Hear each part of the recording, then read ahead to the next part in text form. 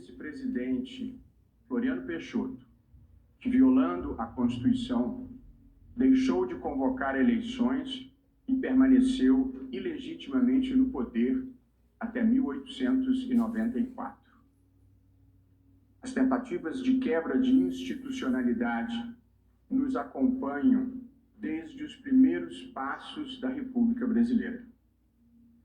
Em 1892, diante de um habeas corpus impetrado perante o Supremo Tribunal Federal, em favor de generais que haviam se rebelado contra decisões suas, o mesmo Floriano Peixoto teria pronunciado uma frase que ficou célebre: se o Supremo Tribunal Federal conceder o habeas corpus, não sei quem amanhã dará habeas corpus aos ministros. Fecho aspas.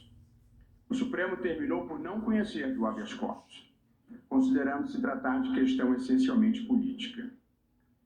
Esses episódios que eu acabo de descrever revelam três facetas da história constitucional e republicana brasileira: presidentes autoritários, militares envolvidos em política e ameaças ao Supremo Tribunal Federal. Do início da República até o final do regime militar, a história do Brasil foi a história de golpes, contragolpes, intervenções militares, rupturas ou tentativas de ruptura da legalidade constitucional. Não é difícil demonstrar o ponto. Fazendo um corte cronológico dos últimos 100 anos, tivemos tentativas de golpe do movimento tenentista em 1922 e 1924, contra Arthur Bernardes. A Revolução de 30, a Revolução Constitucionalista de São Paulo de 32, a Intentona Comunista de 1935, o golpe do Estado Novo de 1937, a destituição de Getúlio Vargas em 1945, o contragolpe preventivo do Marechal Lott em 1955 para assegurar a posse de Juscelino Kubitschek, e duas rebeliões contra Juscelino Kubitschek, Jacareacanga em 1956 e Aragarças em 1959. A lista continua e inclui o veto dos ministros militares à posse do vice-presidente João Goulart quando da renúncia de Jânio Quadros em 1961. O golpe militar de 64, a prorrogação do mandato de Castelo Branco com o cancelamento das eleições de 1965. O ato institucional número 5 de 1968.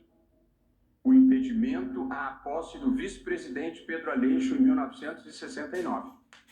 A outorga pelos ministros militares da emenda constitucional número 1, que na verdade foi uma verdadeira Constituição de 1969, com o Congresso fechado. Os anos de chumbo do governo Médici, com tortura, censura e exílio.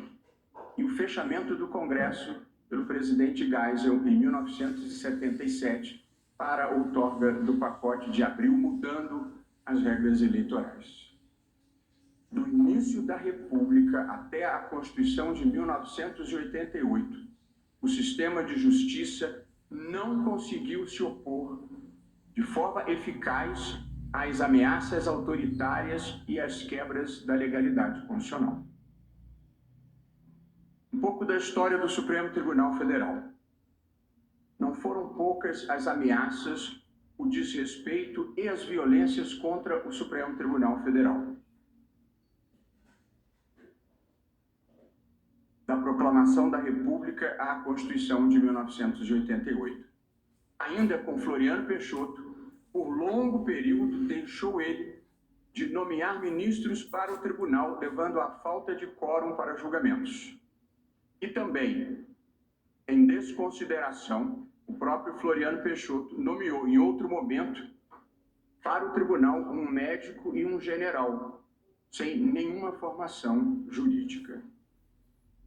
Em 1931, Getúlio Vargas reduziu o número de ministros e aposentou compulsoriamente por decreto 6 deles, em retaliação aos que haviam condenado os insurrectos dos movimentos de 1922 e 24.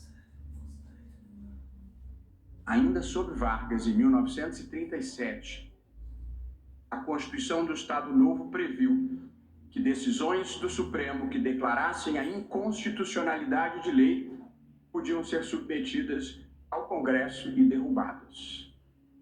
Em janeiro de 1969, o regime militar aposentou compulsoriamente, com base no Ato Institucional número 5 de 68, os ministros Evandro Lins e Silva, Victor Nunes Leal e Hermes Lima. E ainda em 1969, a junta militar, com o Congresso fechado mais uma vez, aumentou o número de ministros do Supremo de 11 para 16, para nomear juízes alinhados com o regime. Como se passam as coisas numa ditadura? Eu e muitos de nós aqui vivemos uma ditadura. Conhecemos pessoas que foram torturadas. Conhecemos jornalistas que foram censurados e compositores que tiveram suas músicas proibidas.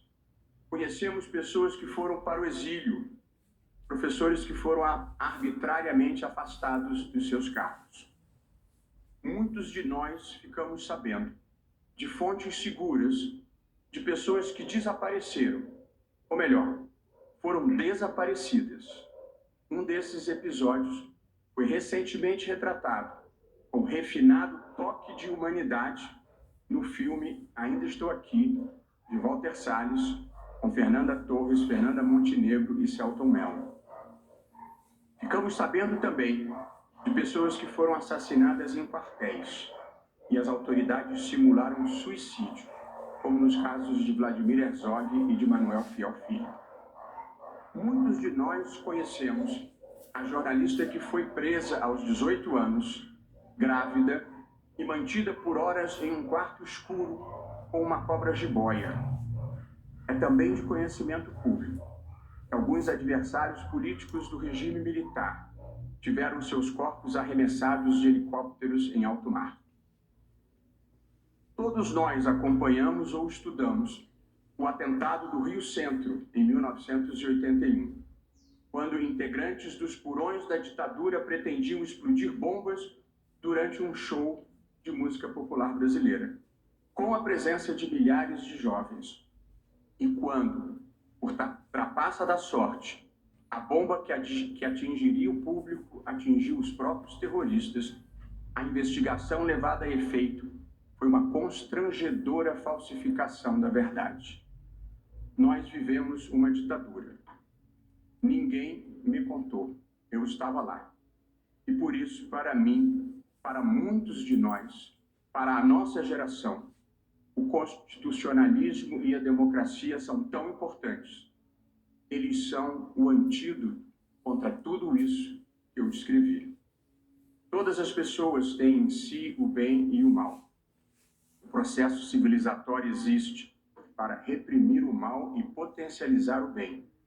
As ditaduras frequentemente fazem o contrário.